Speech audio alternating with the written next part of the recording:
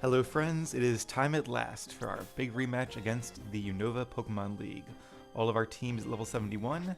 I also went ahead and used some PP ups and PP maxes to increase their power points a little bit, so we should be all ready for our greatest challenge yet. Once again, I think I'll probably go in the same order left to right, starting with Shauntal, the ghost type user. And I put Delta, our Dragonite, up in the lead, since that should be a pretty neutral matchup against most of her team.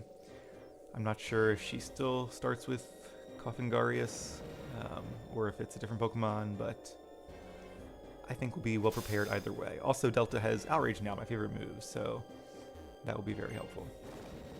The tiny but strong Pokemon looked up at its trainer and saw the seeds of doubt taking root, as together they faced their toughest opponent yet. The Pokemon sounded a soft cry of reassurance, and the battle began. That was part of a novel I wrote.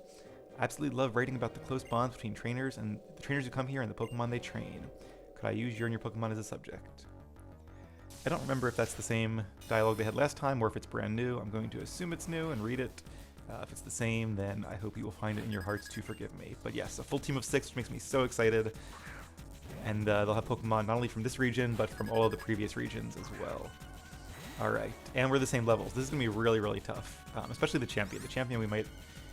I think right now it could really go either way. Alright, so let's hold nothing back here. None of our moves are super effective against a pure ghost type like Confagrigus, I guess?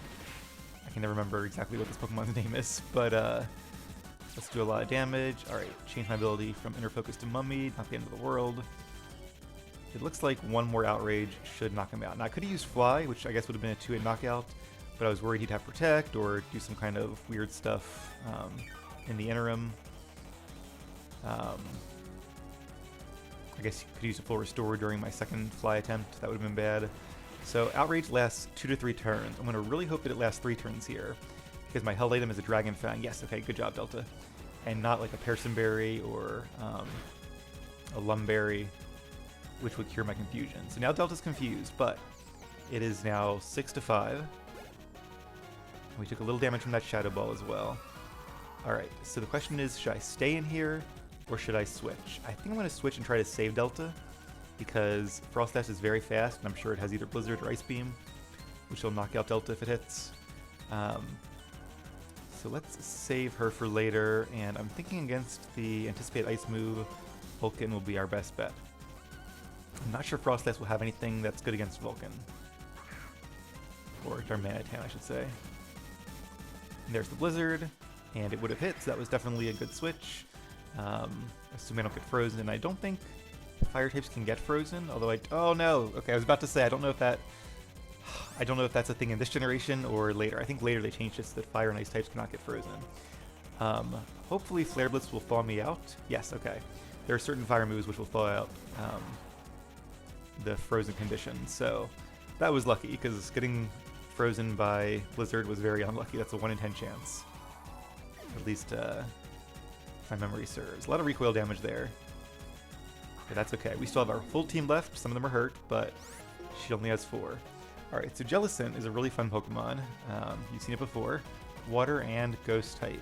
And we don't really have anything that's good against that. So again, I could switch and save Darmanitan. I'm probably going to expect a water type attack. I could bring Delta back in. Nobody else really wants to take a water type attack. Otherwise, I would just have to use Earthquake. So yeah, I think we should be faster. So let's bring in Delta. Just kind of switching back and forth here, covering each other's weaknesses, which is always nice. This team was not really designed to cover weaknesses or anything like that, which is why I'm actually not that good against Ghost types. I have 2 Pokemon that are weak to Ghost types and Dark types, and 1 that does no damage. I didn't actually see what Jellicent did there, but it didn't affect me, so that's good. Alright, so we also have no moves that are super effective. But let's go with Outrage.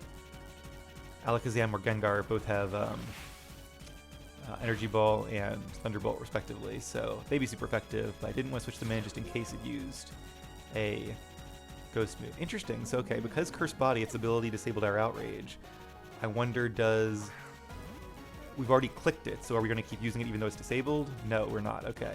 Interesting. Oh, and we get the confusion. That's like the worst of both worlds. But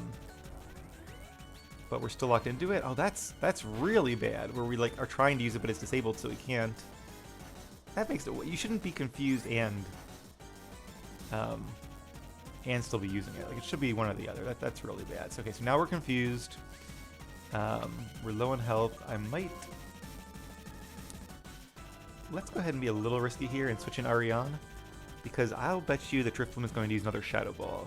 Its best move. And even though Drifloon is immune to our Tail Slap. Oh, Thunder, mixed it up a bit. That's smart. That's why you should always mix up moves, although Thunder's not very accurate, so I'm not sure I would have used that, but alright. Good call on Shauntal's part.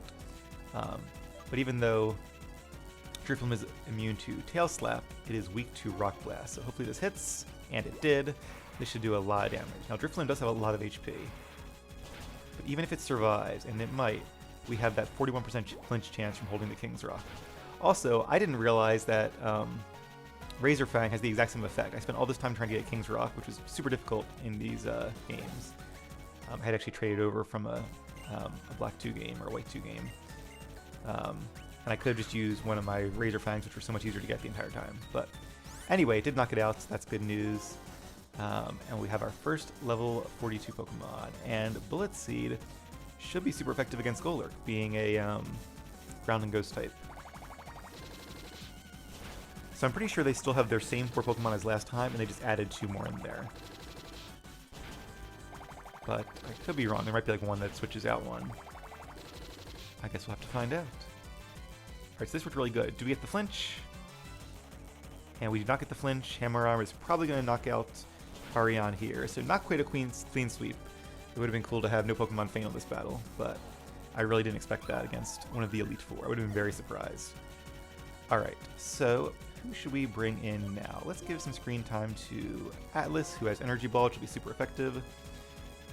As well as Shadow Ball, but I think Energy Ball has 90 base power and Shadow Ball has 80. The beginning is always important for both novels and battles. Very true, but I think we're actually closer to the end of this battle than the beginning. And she must be out of full restores. I think she only used one, didn't she? Configarius, or whatever it's called. Maybe I just missed one at one point. Alright, and not quite level 72. Cinccino definitely gets experience a little bit faster. Oh, I guess it's time to start my last chapter. Alright, so Shadow Ball is the way to go. Are we faster? I think we are. Probably won't be a knockout, but should do a lot of damage.